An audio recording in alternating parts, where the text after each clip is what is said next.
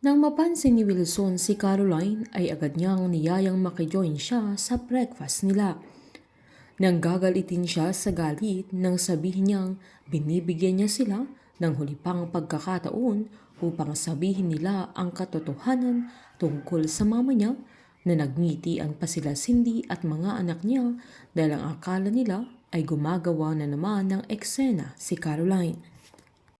Habang aligaga naman si Cory nang ihatid ng dalawang lalaki si Bingo, na lasing ito at may mga pasa sa mukha, na agad niyang tinawag sila Monching at Lola Nene, kaya nagulat sila nang makita ang itsura ni Bingo, lalo na nang sabihin ni Cory na napaaway ang binata.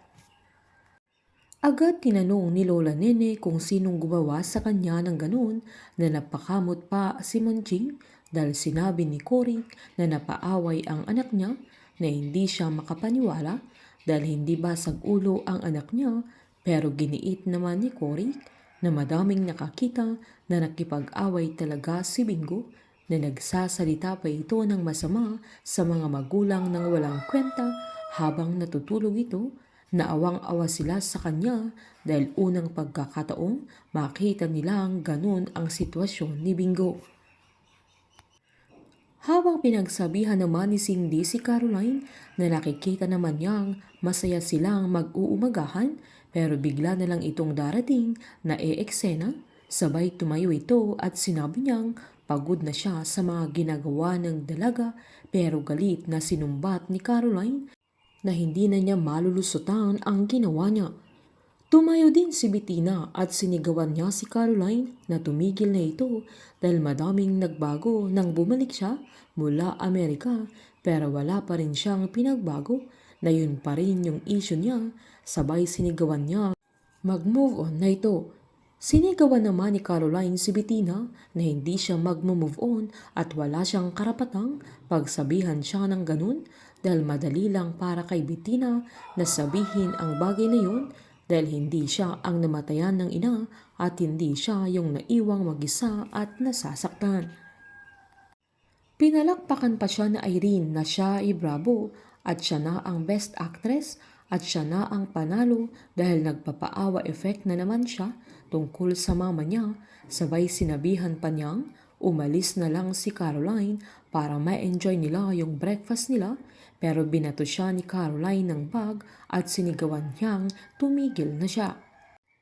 Inawat naman ni Wilson at Charleston si Caroline, pero sinabihan niya silang lahat na tumigil at wala silang karapatang hindi i-consider yung nararamdaman niya sa mga sandaling yan, at wala din silang karapatang pagsabihan siyang mag-move on na dahil alam niya ang totoo na kinagulat nilang lahat, lalong-lalo na sila Cindy at Charleston dahil alam nila kung sinong pumatay kay Divine.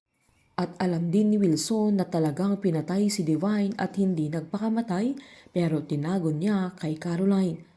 Sinabi ni Aling Pato na kung gusto niya ng ebidensya na nagsasabi siya ng totoo ay pumunta siya sa GLC at makikita niya ang pangalan niya doon dahil nakarecord ang lahat ng namasukan sa mansyon. Agad pumunta si Caroline kaya nakita niya na totoo ang sinasabi ni Pato, kaya malakas ang loob niyang sugurin niya si Cindy. Hinamon pa siya ni Cindy na sabihin na niya sa kanila kung anong nalalaman niya, lalo't andoon na silang lahat. Nanggigigil si Caroline sa mga sandaling yan at sinabi niyang hindi nagpakamatay ang mama niya, kundi pinatay siya, at sinabihan niya si Cindy na siya ang pumatay sa mama niya. Napatahimik sila sa mga sandaling yan, lalong-lalo na si Cindy at Charleston na hindi na makapagsalita dahil sa sinabi ni Caroline.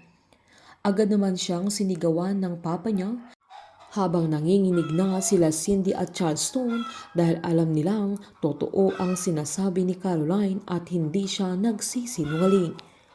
Isusumbat niya lahat kay Cindy maging kay Wilson ang mga kasalanang pinagtakpan nila At hinding-hindi na magpapaawat pa si Caroline upang maisiwalat niya ang buong katotohanan na kahit ikawagsak pa ng pamilya Chu. Uuwi si Caroline sa bahay ni Aling Cathy at tatanggapin naman siya ng matanda sa mga pagkakataon na yan. Hindi naman siya bibitawan ni Bingo na kahit galit ito sa kanya ay ipapakita pa rin ni Bingo na andoon lang siya para sa dalaga. Painit ng painit ang mga tagpo, sabay-sabay po nating subaybayan ang advance episode ng Can't Buy Me Love dito po sa aking channel. Patuloy lamang pong manood at mag-subscribe para ma-update po kayo sa mga susunod na episode. Marami pong salamat.